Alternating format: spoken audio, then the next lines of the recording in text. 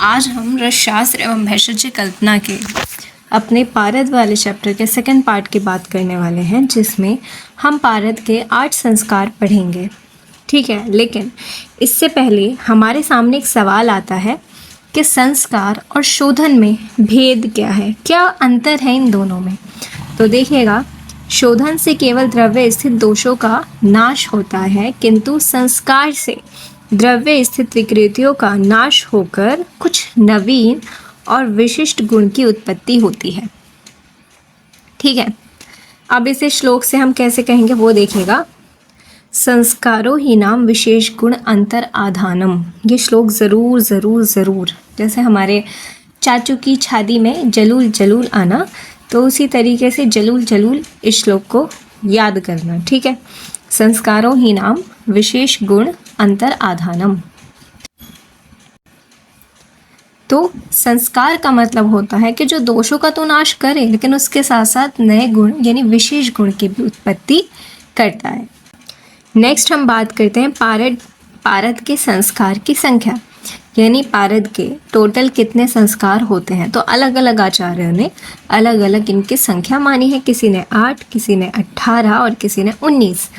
तो नाम एक बार हम देख लेते हैं। स्वेदन, मर्दन, मूर्छन, उत्थापन, पातन, रोधन, नियामन, दीपन, गगन भक्षण, मान, चारण, गर्भद्रुति, बाह्य द्रुति, जाना, रंजन, सारण, संक्रमण, वेद भक्षण। तो अब आप सवाल करो कि 8 याद करने हैं, 18 या 19। 19वां देख लेते हैं, अनुवासन। ठीक है, तो हमारे ही सिलेबस में केवल 8 संस्कार के लिए ही आपको निर्देश दिया गया है। ठीक है, तो 1 2 3 4 5 6 7 8। अब इसे याद करने के लिए ट्रिक क्या है, क्योंकि ट्रिक बहुत ज़रूरी है। तो इसकी ट्रिक हो जाएगी सेवा में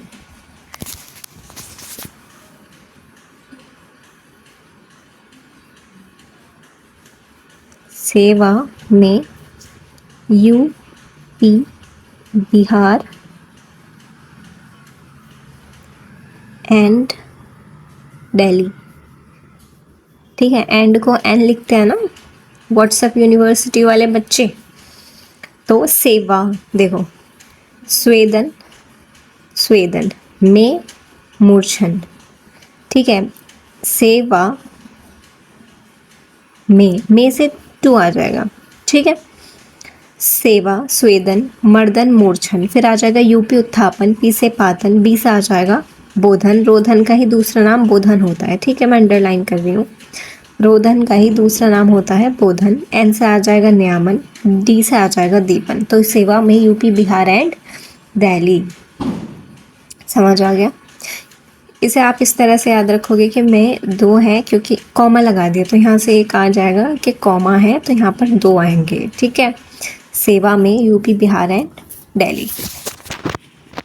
ठीक है, अब नेक्स्ट हम बात करते हैं पारद में कितने संस्कार होते हैं। 8 संस्कार होते हैं, जो कि मैंने आपको बताया कि पारद के विशेष औषधीय रसायन गुण प्राप्ति हेतु 8 संस्कार होते हैं, जिसका नाम ये है। इनमें से जो शुरू के 5 हैं वो पारद को सर्वदोष मुक्त करते हैं, यानी फिर उसमें कोई दोष नहीं होता। बाकी जो 6 से 8 तक हैं वो पारद में बल और तेज की वृद्धि करते हैं। ये लाइन अगर देखो संस्कार से क्वेश्चन आता है, आप इस तरह से लिखोगे ना कि सबसे पहले आप ये वाला श्लोक लिखोगे कि संस्कारो ही नाम विशेष गुण अंतराधानम, फिर ये 8 नाम लिखोगे, फिर इसमें से बताओगे कि जो शुरू के 5 होते हैं वो सर्वदोष से मुक्त हो जाता है पारद, लेकिन जो 6 से 8 नंबर के होते हैं वो बल और तेज की वृद्धि करते हैं। ठीक है, ये वाला श्लोक है इन 8 के नाम का। तो याद अगर आपको करना है, स्वेदन, मर्दन, चयो, मूर्छन, उत्थापन, पातन, बोधन, सब इसमें नाम आ जाएंगे। हम बात करते हैं स्वेदन संस्कार की। तो स्वेदन में उद्देश्य क्या है कि पारद के बाह्य एवं, मैं जो इम्पोर्टेंट है, जो चीज़ आपको याद रखनी है उसे अंडरलाइन करती जाऊंगी। पारद के बाह्य एवं आंतरिक दोषों को शिथिल करने के लिए तथा आगामी मर्दन आदि क्रियाओं के लिए पारद को कोमल यानी मृदु बनाने हेतु स्वेदन संस्कार प्रथम चरण है। उद्देश्य समझ आ गया। स्वेदन क्यों करते हैं? ताकि जो उसका बाह्य है और आंतरिक यानी इंटरनल और एक्सटर्नल जो दोष है वो शिथिल हो जाए, मृदु हो जाए, सॉफ्ट हो जाए, इसलिए किया जाता है। इसमें प्रधान कल्क द्रव्य क्या है, ये सब आपको एक टेबल में मिल जाएगा। देखो दिखा देती हूँ मैं इस तरह से, ठीक है। ये सब आपको यहाँ मिल जाएगा, तो मैं एक एक क्यों बताऊँगी, तो ये तो आपको याद ही करना है, तो इसलिए आप इन्हें बाद में देख लेना, ठीक है। यंत्र भी इसमें लिखे हैं कि कौन सा यंत्र है। देखो यंत्र है और मुख्य उद्देश्य जैसे दोषों को शिथिल करना और पारद को मृदु करना, तो इसमें वो सारी चीज़ें लिखी हैं टेबल में। समझ आ गया कि यंत्र कौन सा है? दोला यंत्र यूज होता है। सर्वप्रथम विधि इसकी क्या है? सर्वप्रथम समस्त कल्क द्रव्यों को, देखो जैसे भी आप स्वेदन करते हो उसी तरह से करना है। दोला यंत्र में कि पीसकर वस्तुपुट पारद के साथ मिलाकर एक पोटली में बांध लिया जाता है। इस पोटली को दोला यंत्र में लटकाकर कांजी द्रव में डुबोकर मंद अग्नि पर लगातार 3 अहोरात्र, बस इसमें ये चीज़ याद रखनी है कि दोला यंत्र में मंद अग्नि पर पाक किया जाता है। सिद्धि लक्षण क्या हो जाएगा? स्वेदन के प्रभाव से पारद के मल शिथिल हो जाता है और उनमें कांति और निर्मलता आ जाती है। यानी यही है कि उसका जो निर्मल हो जाता है क्योंकि उसके मल का नाश हो जाता है। तो साफ शब्दों में इतना ही हम लिख के आएंगे।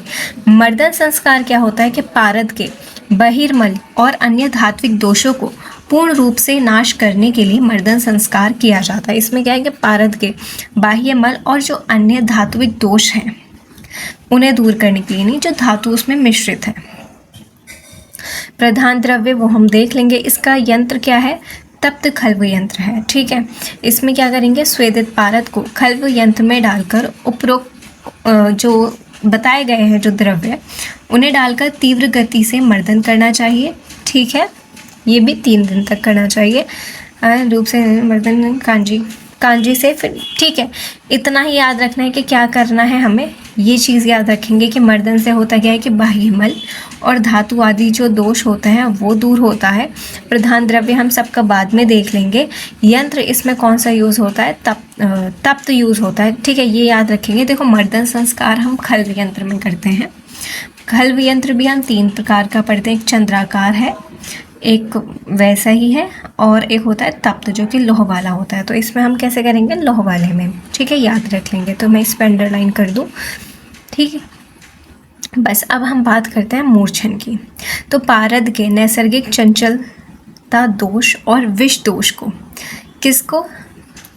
विष दोष का नाश करने के लिए और जो उसका नैसर्गिक दोष है उनको नाश करने के लिए। देखो नैसर्गिक के अंदर ही तो विष दोष आता है, तो यानी बोल रहे हैं कि वो नैसर्गिक दोष को नाश करने के लिए जो संस्कार किया जाता है उसे मूर्छन कहते हैं। और इसमें पारद को नष्ट पिष्ट किया जाता है, ठीक है।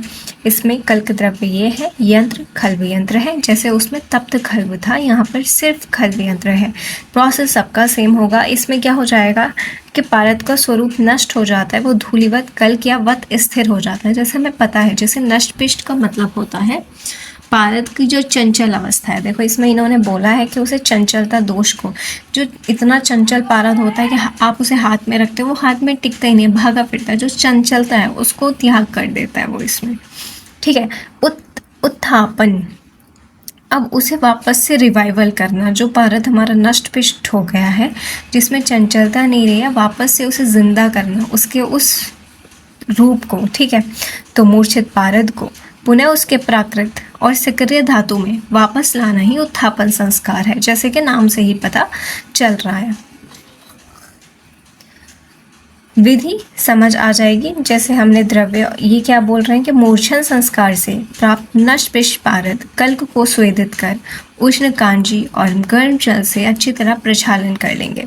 और जब उसे हम प्रक्षालन करते हैं तो अपना उसी द्रव, यानी जैसे कि हमें पता है कि मरकरी मोस्टली जो नेचुरल उसका स्टेट है वो लिक्विड है, तो वापस से जब हम उसे प्रक्षालन कर लेंगे कांजी से तो वो वापस से कैसे आ जाएगा? अपने पुनः अवस्था में आ जाएगा। इसका सिद्धि लक्षण क्या है कि वो वापस से चंचलता और वही उसमें चमक आ जाएगी, ठीक है। इसके बाद हम बात करते हैं वेरी इंपॉर्टेंट पातन संस्कार की, जिसे कहा जाता है डिस्टिलेशन।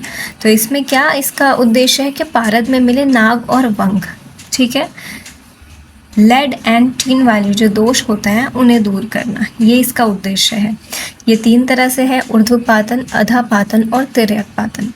पारद को ताम्रपत्र और नींबू स्वरस के साथ मिलाकर ऊर्ध्वपातन यंत्र यानी डमरू यंत्र द्वारा उड़ाया जाता है, यानी ऊपर की ओर गति होती है। अधःपातन में जो हमें पारद प्राप्त होगा वो नीचे होगा, तिर्यकपातन में साइड वाला। ठीक है, इसका आप इमेज देख लोगे, आपको समझ आ जाएगा। इसका महत्व क्या है कि नाग और वंग दोषों से इसे मुक्ति मिल जाती है। रोधन या बोधन संस्कार मैंने आपको बताया था। तो रोधन होता है कि विभिन्न पातन और तापन क्रियाओं के कारण पारद की शक्ति में क्या हो जाता है, वो वीर्यहीन हो जाता है। तो पारद को वापस से जागृत करने के लिए और शक्तिशाली बनाने के लिए जो संस्कार किया जाता है उसे कहा जाता है बोधन संस्कार। ठीक है, उसका पोटेंशियल बढ़ाने के लिए। इसका क्या है, यंत्र पारद को एक सुदृढ़ घट यानी मिट्टी के पात्र या कांच की कूपी में सेंधा लवण मिश्रित जल के साथ बंद करके 3 दिन के लिए स्थिर रख दिया जाता है। इससे वो जब वो आराम से रेस्ट करता है तो वो वीर्यवान हो जाता है, पुनः उसकी शक्ति वापस आ जाती है। नियामन का मतलब ये है कि बोधन संस्कार के बाद पारद अत्यधिक चंचल और उग्र हो जाता है। अब उसे ज़्यादा ही शक्ति मिल गई है, तो उससे क्या करेंगे, उसकी इस अतिरिक्त चंचलता और उग्रता को नियंत्रण करने के लिए क्या किया जाता है, नियमन संस्कार। यानी नियमन मतलब उसे नियम से रखो, एक नियंत्रण होना चाहिए, कंट्रोल, उदय कंट्रोल। ठीक है, तो इसमें क्या होगा, दोला यंत्र में कल की पोटली बनाकर 3 दिन तक स्वेदन करते हैं। इससे पारद अपना स्वभाव में आ जाता है, ज़्यादा उछलता नहीं है। जो उसके नेचुरल चीज़ें हैं, जो नेचुरली उसकी चंचलता है वही रहती है। दीपन संस्कार लास्ट संस्कार है, अष्ट संस्कार में अंतिम और अत्यंत महत्वपूर्ण चरण है। इसका उद्देश्य है पारद की ग्रासिका यानी अभ्रक आदि जो धातुएं हैं उनको पचाने, जो हमने रस की डेफिनेशन पढ़ी थी, रसनाथ सर्व धातु नाम रस इति अभिधीयते और जरा रोग मृत्युनाशाय रस्यते वा रसोमता। तो यानी अपने अंदर सभी धातुओं को भक्षण करने की जो उसकी पोटेंसी है उसके लिए ये संस्कार है। तो ये मतलब वो दूसरों के अपने अंदर भक्षण कर सकता है, उसको बढ़ाने के लिए, उसका दीपन करने के लिए। तो पारद की जठराग्नि को प्रदीप्त करना भी कहते हैं। जैसे हमारी अग्नि है, जब हम उसे प्रदीप्त करते हैं तो हम खाने को पचा सकते हैं, डाइजेस्ट कर सकते हैं। उसी तरह से जब हम पारद को दीपन संस्कार कराते हैं पारद का, तो उससे उसकी जो बुभुक्षा शक्ति है तो वो इंक्रीज हो जाती है। इसमें क्या करना है, पारद को इन दीपन द्रव्य के साथ पुनः 3 दिन तक स्वेदित किया जाता है। इससे सिद्धि क्या हो जाएगी कि वो शक्तिशाली और देह सिद्धि, लौ सिद्धि में काम आता है। अब इसमें ये टेबल के फॉर्म में, ये वाली टेबल देखो, ये सारे नोट्स तो आप नहीं लिख सकते हाँ अपनी कॉपी में, लेकिन ये वाले टेबल ज़रूर ऐसे ही छाप लेना, आँखों में भी, दिमाग में भी और कॉपी में भी, और एग्ज़ाम कॉपी में भी ऐसे ही टेबल बनाकर लिख के आना है। ठीक है, इससे क्या फ़ायदा होगा, एग्जामिनर आपको आंख बंद करके मार्क्स दे सकते हैं। क्यों, क्योंकि आपने टेबल फॉर्मेट में वो सारे पॉइंट्स कवर कर लिए हैं जो आप पूरा थ्योरी में लिखते हो। मैंने आपको पहले भी बताया है कि एग्जामिनर को जितनी कम मेहनत करनी पड़े वो उतने ही अच्छे आपको मार्क्स देते हैं। स्वेदन में दोला यंत्र है, त्रिकटुराई कांजी दोषों को शिथिल करता है, पारद को मृदु करता है। मर्दन खल्व यंत्र में, जो कि मैंने बताया था, तप्त खल्व में गुड़ राई सैंधव लवण के साथ बाह्य मल का नाश करता है। मूर्छन खल्व यंत्र में त्रिफला घृत कुमारी के साथ चंचलता का नाश करता है, नष्ट पिष्ट करता है। अब उस नष्ट पिष्ट को वापस लेके आना है, उत्थापन यानी उठाना है, उसे प्रक्षालन करा देंगे कांजी और उष्ण जल से, जिससे वो वापस अपने पुनः स्वरूप में आ जाता है। पातन डमरू यंत्र या तिर्यक यंत्र में, जिसमें ताम्र पत्र और नींबू रस नाग और वंग दोष का निवारण होता है। रोधन घट यंत्र में सैंधव लवण युक्त जल से सुप्त वीर्य व शक्ति को जागृत करता है। नियामन धोला यंत्र में होता है भृंगराज शिग्रु मरीच, जिसमें अत्यधिक चंचलता व उग्रता को रोकता है। जो कि पारद हमारा देखो बोधन संस्कार के बाद ज़्यादा ही एक्टिवेट हो जाता है, तो उसे थोड़ा सा उसकी चंचलता को रोकने के लिए, तो उसे नियंत्रित करने के लिए नियामन होता है। दीपन दोला यंत्र में नवसादर टंकण कांजी, जो कि उसका दीपन शक्ति को बढ़ाते हैं, यानी पचाने की। ये वाला शब्द याद रखते हैं ना, भूभुक्षा, यानी जो खाने की शक्ति है, जो क्षमता है उसकी, जो खाने की, पचाने की। ठीक है, तो ये था हमारा आज का। मैं उम्मीद करती हूँ आपको ये सब समझ आ गया होगा। तो अगर आपको ये सब समझ आया है, वीडियो पसंद आई है, तो इसे लाइक कीजिएगा, चैनल को सब्सक्राइब कीजिएगा और वीडियो को ज़्यादा से ज़्यादा शेयर करना ना भूलें। तो अगर आपको इसके नोट्स चाहिए तो हमारे Telegram channel royal Ayurveda academy पर आपको मिल जाएंगे। आप वहां जाकर इन्हें डाउनलोड कर सकते हो और बने रहिए हमारे साथ हमारे चैनल पर।